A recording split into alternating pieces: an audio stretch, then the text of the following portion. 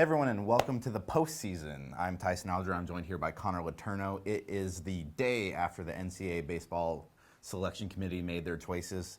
Not a surprise, the Beavers are in. Surprise, the Ducks are in. It was a crazy last week for both teams. Oregon State's probably coming into this thing a little disappointed, maybe thinking they were going to get a hosting bid. The Ducks are just elated. They thought they had, most people thought they had no chance of making this tournament, and now he's on his way to Dallas. I'm on my way to Missouri. Should be a fun week. Yeah, no, it's been a really crazy week, especially from Oregon's perspective. First team this season to take a series from UCLA, the number one overall seed. How did they get that? Yeah, I think it was a combination of they had two really good starts on the back end. On Saturday, David Peterson had by far his best start of the year. And on Sunday, Josh Graham, who started the year as a catcher, turned into a bullpen pitcher. He went 9 innings, struck out 11 batters. Oregon's first pitcher to go 9 innings all year. First pitcher to strike out more than 10 batters since Matt Crook last season. It was just a dominating effort there, and then you had some clutch hitting from guys like Mitchell Tolman and Scott Heineman, and it was just really, they knew they had to win this series, and especially after losing that first game Friday night where they had a little bit of a bullpen implosion. Basically, they knew it was do or die, and they won 2 walk-off 11-inning games in a row, and it was a big-time celebration from them after they won that game, and apparently it was a really big celebration in the locker room, too, yesterday when they heard their name on the selection committee. I think, thankfully for them, the selection committee announced their inclusion about 10 minutes into that show, so they didn't have to sweat it out until the final minutes. Were they surprised that they made it? I know everything I saw entering the tournament selection was pretty much 50-50. I wouldn't say they were necessarily surprised because they knew they did what they had to do to get into consideration, but they were also very aware that they were not a good team a month ago. They dug themselves a hole, and they knew if they, won the 5 series in a row like they did, they'd have a chance to make it. So they knew they had a chance, but I think it was still a very rewarding day for them yesterday to finally kind of realize that work that they've done over the last month, where they've won 9 out of their last 10 games. They won their last 5 Pac-12 series. They went from, I think they were 3-6 in conference play to finishing 16-14 in a conference that ended up getting 6 tournament bids. It was a pretty remarkable turnaround. Right, and Oregon State has been playing great of late as well. Not quite in the as surprising of a fashion as Oregon, but they've won their last 6 weekend series. They're 10-1 since May 2nd.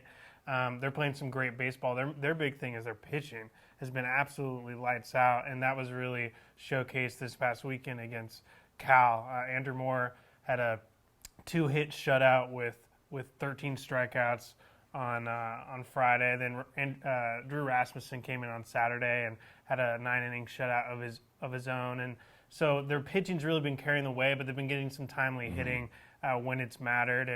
And everything seems to really be coming together right now for this team. They've been talking a lot about how these young guys are getting confident. They're kind of coalescing as a group. All the potential is really being realized right now. And one thing that we've talked about in the past is with baseball, perhaps more than any sport, the idea of momentum is really important, because especially when you're entering the postseason. Last year it was the perfect example with Oregon State. They were stagnating offensively at the end of the year, really talented team, and then went and lost to UC Irvine in the Corvallis Regional. I think that Oregon State is going to be a tough team to get out in this Dallas Regional. They're the number 2 seed, but I think a lot of pundits will have them maybe winning because number 1 is Dallas Baptist, which a lot of people feel is a little bit of a statistical mirage. They're number 2 in RPI, but they don't have as many great wins as you might think they would. They didn't win the Missouri Valley, which is surprising considering that they're hosting. The other one is Missouri State.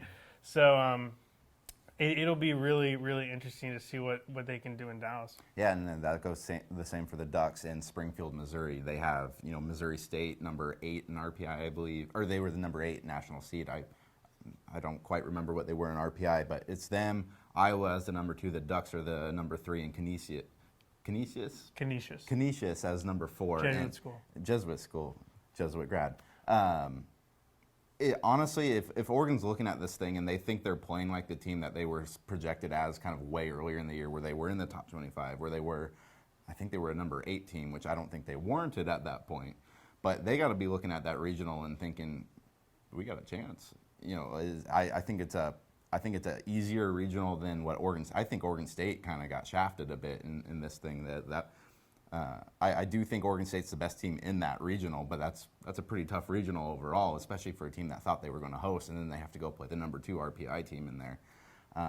What would you kind of say is the biggest key for them to win this regional? For me, looking at Oregon State, I think it's that 1-2 punch of Moore and Rasmussen on Friday and Saturday. I totally agree. If they're how far they get is going to really hinge on their pitching. They're going to need Andrew Moore to be Andrew Moore. They're going to need Rasmussen to build off what he's been able to do.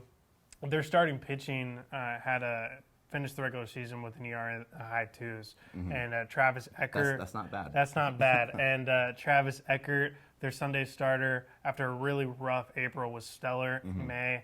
And then their bullpen has been coming along, but it hasn't really needed to get a lot of work because their starting pitching has been so great. So I think that they're going to need to get a nice start on Friday against Andrew Moore against Texas. Texas is a team that's disappointed this year, but they did win the Big 12 tournament title. They are Texas, 6-time national champions. So that'll be really important. And they're going to need some timely hitting from the meat of their order. Their meat of their order has been hit or miss the past few weeks. They've actually gotten a lot of big hits from later in their lineup, but I think guys like KJ Harrison, Jeff Hendricks are really going to need to step up. And when I look at Oregon and their opportunity in this regional, I think it comes down to 2 players. I think it's going to be absolutely huge for Cole Irvin, Oregon's Friday starter, who has had a very up and down year coming back from Tommy John surgery.